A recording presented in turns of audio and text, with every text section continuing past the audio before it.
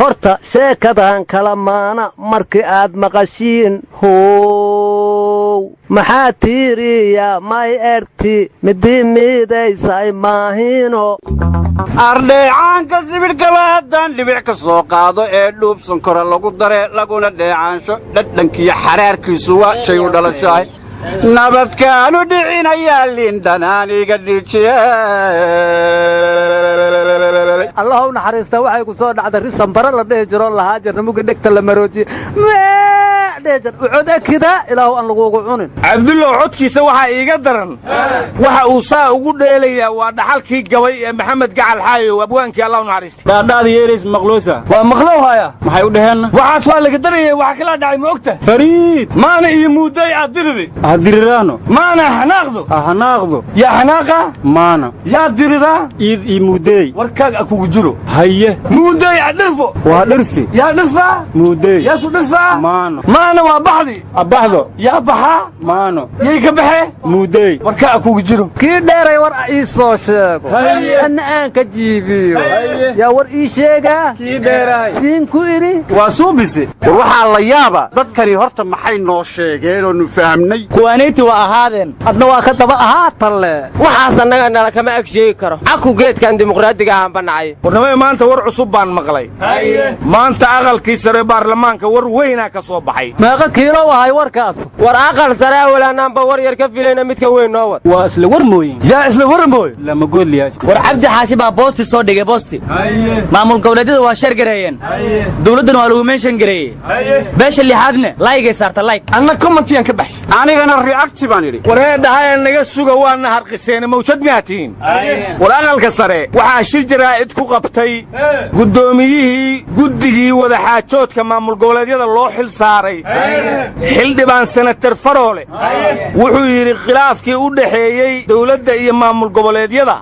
waa la xalliyey arrinkaa waana lagu guulaystay waa lagu kala adkaaday muu iska yidhaahda yuu ka xishoonaya xal meesha ma yaale yaa laga adkaaday yaa se loo adkaaday warnimiya waan isiin hadale madawiinageenku meeldeerka oo koonfur galbeed shir jaraa'ida gobadi may erikasaasana unu doorashadaana lugaligili igalangaligili maag baynanin arnay wal faragelin emenijaranga ari lugulin bataatanba in sheegdoy suxur ehoo halaal eewa ka dhiyaasa ari waanuni masiilku ewa ari aryaa warkaaga suxuuraan ka gardhasoonna lama gaarine sunnamaad sooman tahay warniyo waxaa koonfur galbeed doorashadeeda ka hadlay waa wasaaradda amniga ee xukuumadda soomaaliya waxayna tidhaahday waa in ammaanka doorashada koonfur galbeed la ilaaliyaa ciddii ku xadgudubtayna tallaabaan ka qaadaynaa wasaaradda amnigu ma madaxweynaha soo socdae koonfur galbeed bay taqaan ardogonka kunowaalmooshiidi ludaa ismamoodka ma iska warqabeel ere igoyto leefadaase ifka markii guure shaleeda shaleeda galaangaloy shaleeda galaangaloy war lanka kanow lanshana meesliskaraari etu wariya fanaan haliinka leegobna usuga warjayno ka dheelase waana ya diinka waa shaahidaymoda ka koryeema dambar manuuja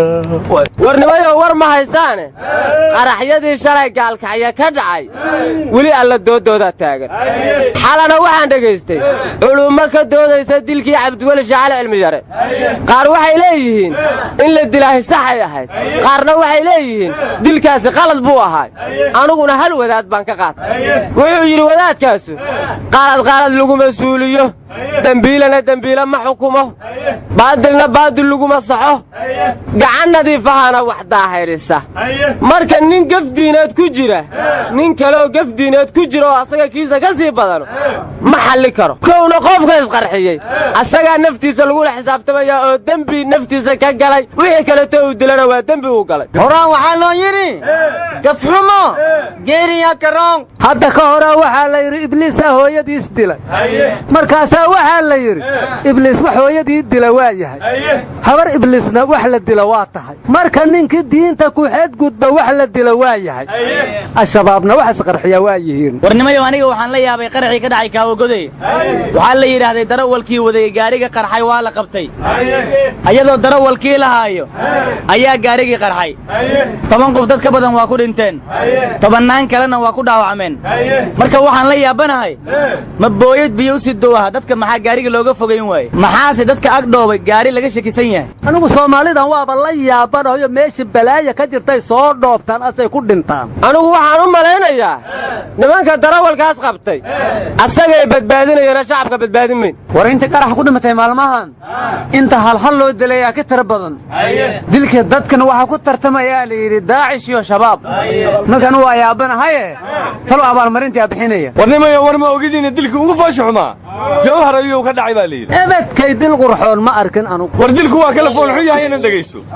nin mas'uul oo madaxa oo airport dhan maamulay ayaa marwadiisii oo xaamila xabad ku dhuftay arwaan la murugay waxaas u shimay dhaceen intaysa ka dhaceen war ninka xaaskiisa dilay waa maareeyaha airportka jawhar minin haadeew horta manin hadaa waa maqli jireen ma ninka magaciisa u ahay ina aayow se ahay warkaas maareey wax kama oge asoo indhaha ka xiran webiga lagu rido wala mudday abow ninkii naagtiisu caroodo qaniisha jirta xusula jira jilba jira qanjaro duufa jirta maxaa saxbad dhawa wariya faradheerta uyuka muwaalihin ni waa toolayaal way oo baarlamaankii muran iyo buuq baa ka jira qaar waxay leeyihiin baarlamaanku waa la afduubtay xorna ma qaarna waxay leeyihiin baarlamaanku si sharciya oo habsami u shaqadiisa u haystaaye koox mucaarada dab shidaysa saxaafadiina saameyn buu ku yeeshay gudoomiye ku-xigeenka baarlamaanka Cawad wuxuu yiri saxaafadu dhibaatay ka wada wadanka ku haysa iyo qaasaan baarlamaanka arrimihiisa ma talaado hadlana wuxuu yiri saxaafadu haday run sheegto maxad gudubtay mas'aalaha ku xad gudbaya gudoomiye war 4 sano ee baarlamaankan jira shirkidoonka Cawad kaliya loo dhaafay miya war Cawad waa horu gudubtay 4 sano ka hor waliba waa soo yaraaday oo aad buu isku bedelay war yaa mudday baarlamaanyaasha meeqa ma gafa ku dhex jirta waa ka buuhan ee afka isho war madaxweynaha oo ka hadlay shirkii Kenya lagu qabtay ee looga hadlay badqabka badaha wuxuu yiri badeena qashin waa lagu shubaa kalluumaysi sharci daraan waa uu ka socdaa hadda war wax tari maayo maxaad noo qaban kartiin ma nin duul shisheeyo dibadaha ka yimid oo soo galay dalkayga dana iga lahaayo deeqdii kalluunka iyo macdantii daldalayo deexdii badaydii halaayada dilaada iyo sun ku daadinaya darsay oo ogaado digniin islaata war yaa warka madaxweynaha kala reebin wuxuu ku daray xaabtan waa dheer tahay badeen dehen oo malaykun debelaw waldaneeyaw dawli imbahanaaye waldaneeyaw dawli imbahanaaye waldaneeyaw dawli imbahanaaye war haddaa dawli sirabtid araa subaxdii kuu soo haye wadaantii ma haysataa hanugu calaacaline war taliyihii ciidanka cirka maanta baarlamaanku ka hor hadlay wuxuu yidhi dhulkii ciidanka cirku lahaa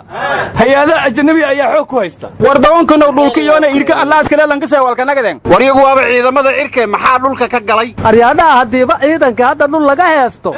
shacabka xaa loo malayhayaa dhulka Soomaaliland taaka ka mid ah cid qabsan kartaa ma jirto awadii maalin dhawada waa naga xidhnay marka xuduudiina imaka ayaan soo xidhaynaa oo jiqin yar oo la maro yeelan maysaan kuuri wariyaha maamul goboleedyadii iyo dawladda khilaafkoodii waa la xalliyaan maqlay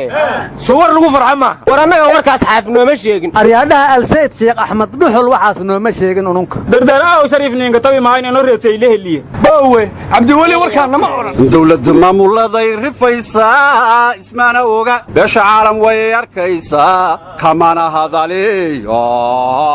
والله يا مسوريا